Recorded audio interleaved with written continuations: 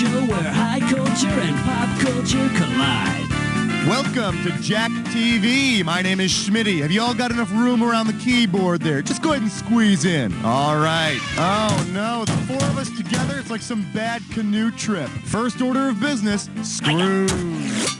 So here's what you do with these screws. If you think your neighbor doesn't know the answer to a question, but you want to make them answer it anyway, buzz in and then hit the S key to screw them.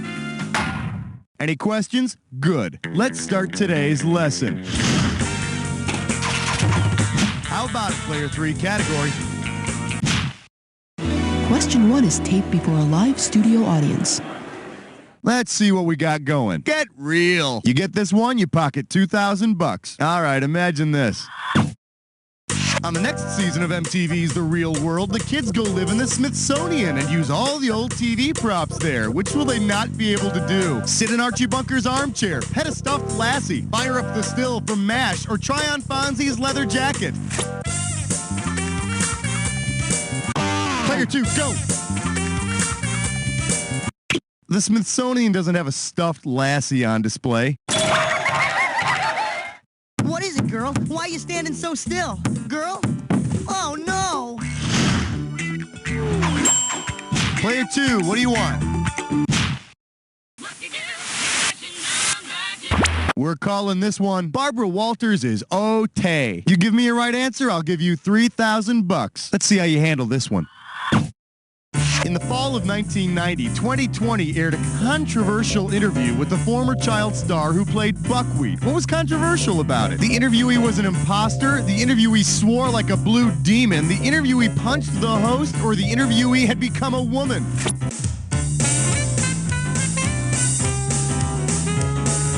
Player 1, do it! No, I'm not O-Tay. Nothing is O-Tay. Player 2, Player 3, who wants it? Player 3, have at it. You're wrong, you piece of mother bag. Well, I feel better. Turns out that Buckwheat was an imposter. The real actor had died like 10 years earlier. While the incident did give 2020's research team a black eye, it also gave them time to cancel their next exclusive interview with Christopher Columbus. Your call, Player 2. This is question 3. Well, what do we have here? Sounds kind of shady to me. $1,000 at stake on this one. Hey, you know that show Evening Shade and they got the town newspaper, the Argus? Well, if Burt Reynolds' character poses for a photo in the Evening Shade Argus that is similar to the one Burt posed for in Cosmopolitan, what will Argus readers see? Wood Newton in the nude, Wood Newton in drag, Wood Newton having sex, or Wood Newton with no hair? Player 1!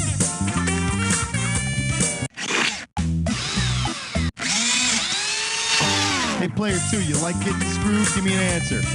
I'm sorry, did you say something? Player 1, Player 3, grab it! It's all yours, Player 1. Let me put it this way. If Bert is posing, readers of the Argus won't have to flip to the home section to get a photo of a rug. Player 3, do it! Since Burt Reynolds posed totally nude for Cosmo, Wood Newton would show up in the Argus in the buff. And then the whole town will finally find out how he got the name Wood. Player 3, why don't you pick one?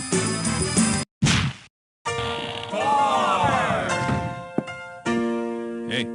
I believe this one is called Stone Free. You get it right, I'm putting you up $2,000. Think fast, it's question time. Say Judge Harry Stone from Night Court were the proprietor of a new nightclub. Based on his musical preferences, whom would he most likely choose as the opening night act? Mel Torme, Johnny Cash, Rick James, or Harry Belafonte?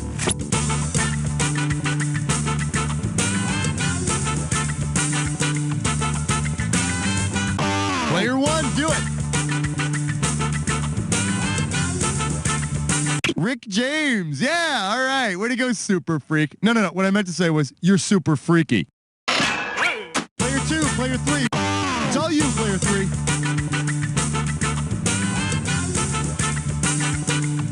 Hope you didn't spend that money already. Judge Stone is a big fan of the Velvet Fog, so he'd probably love it if Mel Torme kicked off the new joint. Although you'd think Harry would get tired of seeing him, considering the fact that Mel Torme appeared on the show about 58,000 times.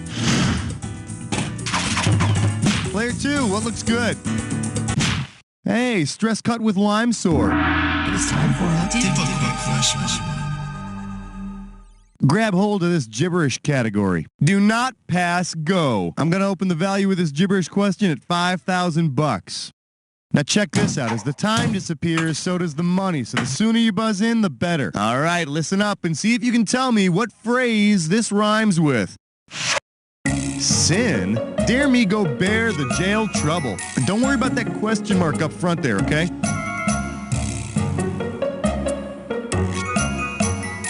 First clue. It says this on screen before a show.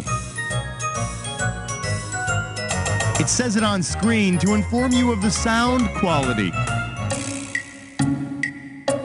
Last clue. If you're lucky, it won't be in mono. Look, if you really want good sound quality, you better hope you're one of those people who gets the show Sin Dare Me Go Bear the Jail Trouble. Yeah, you really don't get the true Different Strokes experience unless you hear What You Talking About in stereo. Player 1, your choice.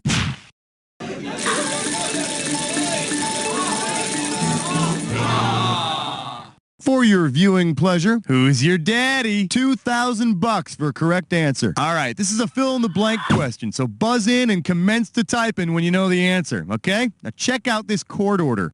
Paternity tests of the young girl being inconclusive, custody will be awarded to 2 co-guardians, an artist and a financial advisor. Which show is this court order describing? Player 2, go. On My Two Dads, the prepubescent Nicole is adopted by 2 guys with whom her mom had affairs. And if that ain't family values, then I don't know what is. Category. Hi. Order. Don't you? Got him ordered. Tonight. Savory. I love you, question 7. Let's have a big warm welcome for 1 inch on equals 1 mile. $3,000 for this one. Now, is it just me, or does it seem like the people on MASH get lost or stranded on like every episode? Considering the actor playing him was the only one on MASH to serve in Korea, which character should know his way around pretty well and never get lost? Henry Blake, Radar O'Reilly, Father Mulcahy, or Max Klinger?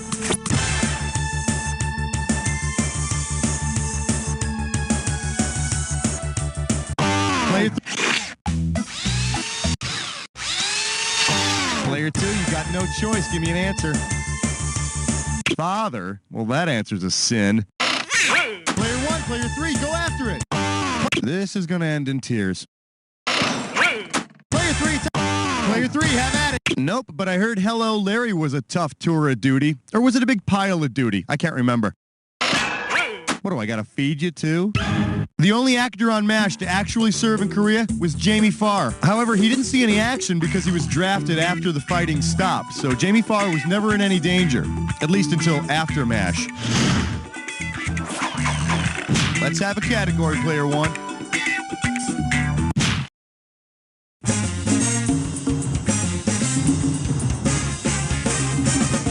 The category is Yabba Dabba Don't. How does $2,000 sound? Okay, imagine you're a fly on the wall in the modern Stone Age town of Bedrock. If Flintstones characters used the products they endorsed in actual TV commercials, which unsavory scene might you witness? Fred puffing on a Winston cigarette, Wilma pulling on a Playtex girdle, Barney chugging an old-style beer, or Betty applying Compound W medication?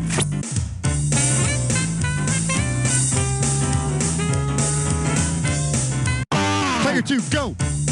Judges? Player, you know, I'm almost ashamed how much that turns me on. Almost. Player 1, you can take it. Player 1. No, Barney strikes me as more of a whiskey on the rocks kind of guy. Next time, get your parents' permission to play first. Reynolds Tobacco was one of the original sponsors of the Flintstones, and Fred and Wilma were in a commercial sucking on Winstons. Now I know why Fred was always hawking loogies. Player 1, give me a category.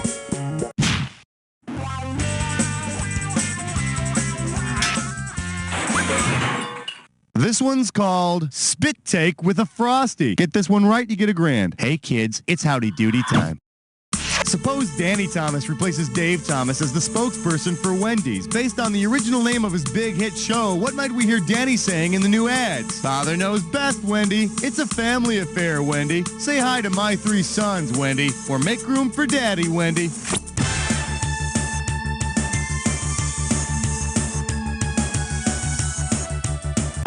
Take a shot, player 2. The Danny Thomas Show was a big hit. It ran from 53 to 71, and it was originally called Make Room for Daddy. Yeah, I hear Danny often shoves Wendy out of the way because her braids take up too much space. Player 2, take your pick.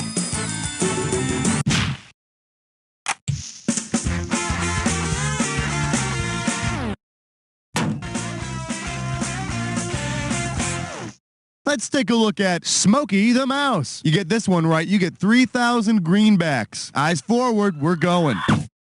If a new toothpaste were released combining nicotine stain removal with the cute mouse puppet from the Ed Sullivan Show, what would be the most appropriate product name? Mr. Peps a Dent, Topol Gigio, Menta Rodent, or Speedy Gonzales-Listerine? Player 2, grab it. Topol is the smoker's tooth polish, and the cute mouse puppet from the Ed Sullivan Shoe is called Topo Gigio, so together they'd be known as Topol Gigio. And I heard the commercial stars Topol Gigio's cute little puppet friend, Bronchi Lung Chunk. That's the end of round 1. Don't touch that dial because we're going right into round 2. Okay, I'm going to give each one of you a screw. Yeah, he said screw. Okay, here you go. Don't forget, everything in round 2 is worth double, so heads up. What's it gonna be, player 2?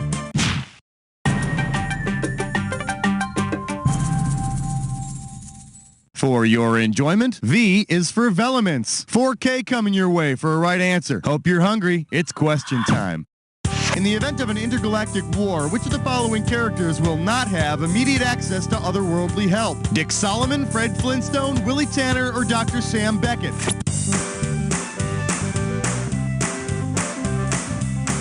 It's all yours, player 1.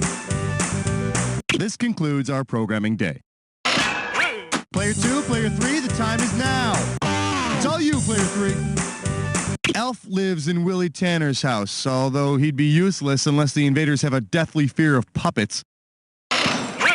Player 2, go! Everybody's favorite quantum leaper, Dr. Sam Beckett, does not have an alien friend. Now, if I were asking about cigar-smoking wastes of space, well... Player 2, grab a category.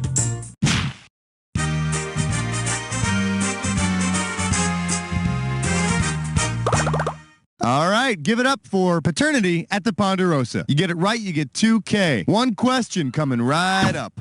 It's Mother's Day on Bonanza, and the Cartwright boys are preparing their presents. Because they have the same mother, which of the boys could go in on a present together? Adam and Hoss, Little Joe and Hoss, Adam, Little Joe and Hoss, or none of them?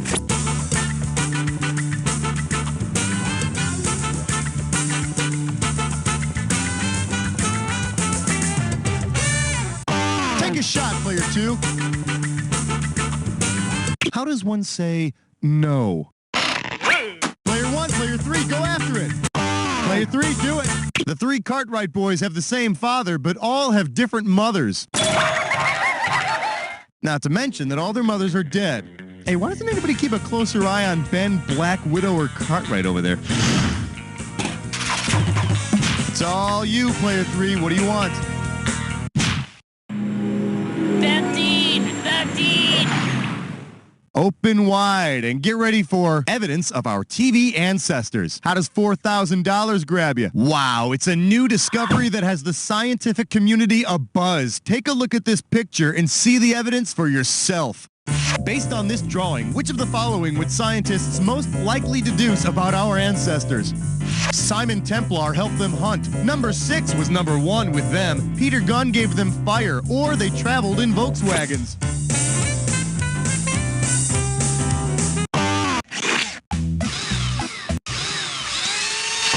Player 2, you're getting screwed. Let's give something back. All right, give me the keys. Player 1, player 3, grab it. Player 1. The stick figure with a halo is the symbol of Simon Templar, the saint. But no matter how tricked out his car is, it wasn't very exciting until the invention of the wheel. Player 1, what are we doing? The kookiest digits you've ever seen. Together they're 14. The category, I want candy. If you know this one, you're getting $4,000. Here's the question. Let's say the Emmy Awards Committee creates a new award called the Yummy for an outstanding candy in a cartoon series. Which of the following would be eligible for a Yummy? Swedish Fish, Gummy Bears, Nerds, or Tartan Tinies? Those chewy little medieval bears could snag a Yummy for their show called Disney's Adventures of the Gummy Bears. Now, what kind of adventures are we talking about here anyway? Like, one day the gummy bears are left in a hot car and they melt? Oh, yeah, baby. That's great TV right there, huh? Player 2, how about a category?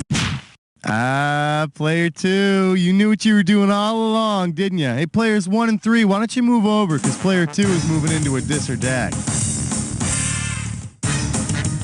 And this this or that questions category is, son, your father and I have something to tell you. Okay, I'm going to give you a list of 7 TV characters, and for each one, I want you to tell me if the character is adopted or not adopted. As each one comes up, if the character is an adopted child, press 1. If he or she is not adopted, press 2. And if you want to skip one, press 4.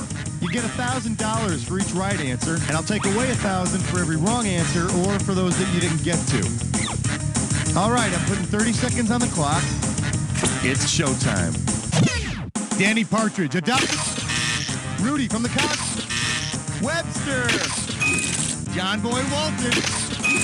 Gloria from All in the Family. Arnold from Different Strokes. One more. Ernie from My Three. That'll do it. Well, you missed 3, but you got 4. Wow, the thrill of mediocrity. Let's look at your new score. Enjoy those table scraps. Pick a category, player 1.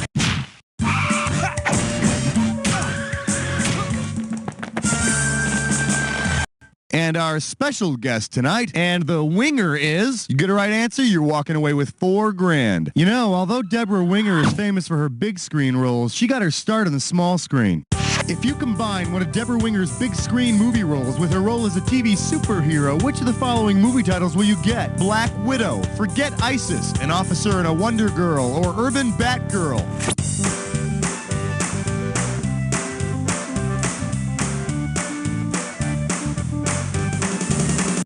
Player 3, do it. Deborah Winger played Wonder Woman's sister, Drusilla, known to her enemies as Wonder Girl. Deborah later went on to form her own 80s pop metal band. No, she did not. That was Kip Winger. Who wrote this? Player 3, your category.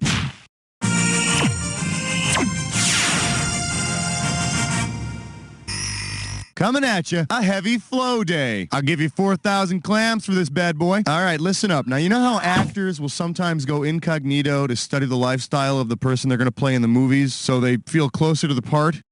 Suppose Polly Holliday wanted to study for her role of Flo on Alice by entering the movie that the TV show is based on. Which movie would she study? Alice, Alice's Restaurant, Go Ask Alice, or Alice Doesn't Live Here Anymore? Take a shot, player 2. The TV show Alice is based upon the movie Alice Doesn't Live Here Anymore. It's got Ellen Burstyn as Alice and Diane Ladd as Flo. It's good. And Diane Ladd joined the TV show when Polly Holliday left. Which just goes to show you, you can take the lad out of Alice, but you can't take Alice out of the lad. Hello. Player 2, what looks good?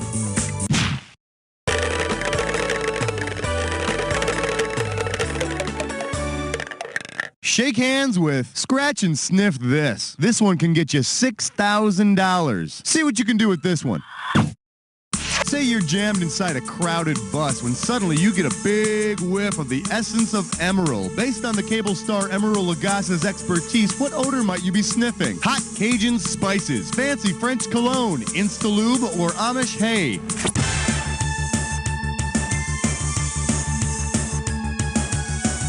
Player 1. Player 1. Player 3, you're getting screwed right in front of me. What are you going to do? Instalube? Nah. You're not going to smell that inside a bus unless you blow like a head gasket or something. Player 1, Player 2, go get it. It's all yours, Player 1. You got it. No, you don't. I'm just messing with you. Player 2, now's the time.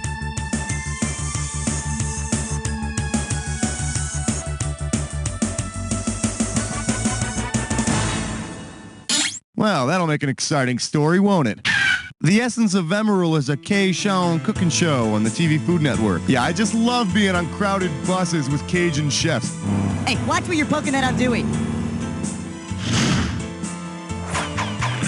Player 1, what's up?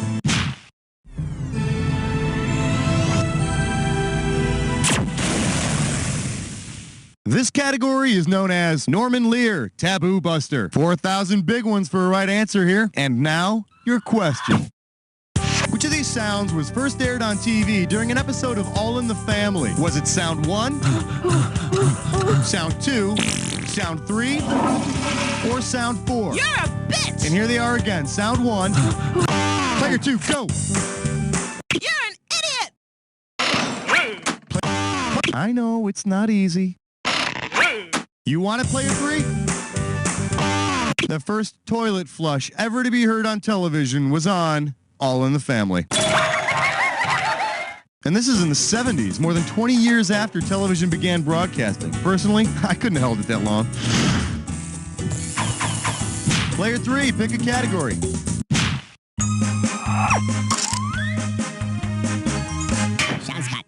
Today's specialties include Wake Me Up Before Your Show. I got $2,000, says you don't know this one. Hey, you remember George Michael from that really dreamy singing to a Wham? Well, if George Michael were to host a TV show that already had his name in the title, what kind of show would he be hosting? A lip sync contest, a sports highlights show, a call-in program about sex, or a religious talk show?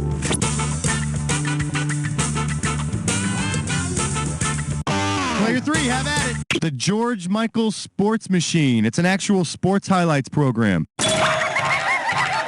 So, George from Wham could host the Sports Machine. Then he could go on to host Inside the NFL on HBO and do a Where Are They Now segment on Andrew Ridgeley. What do you want to do, Player 3?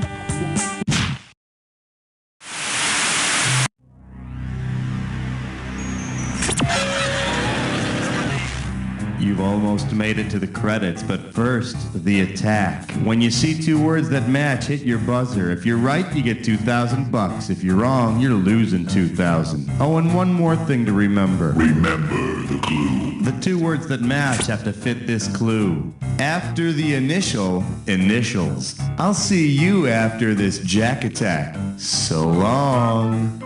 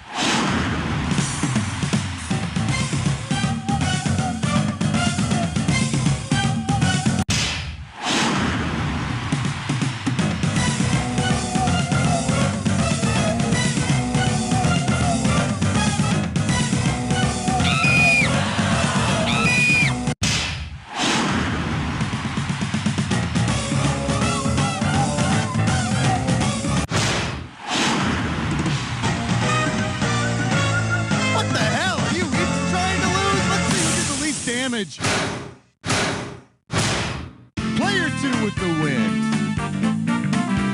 Well, player 2, you won the game, but you may have lost a couple of friends. Oh well, no great loss. Who'd want to hang out with a couple of losers who don't know anything about TV? Besides,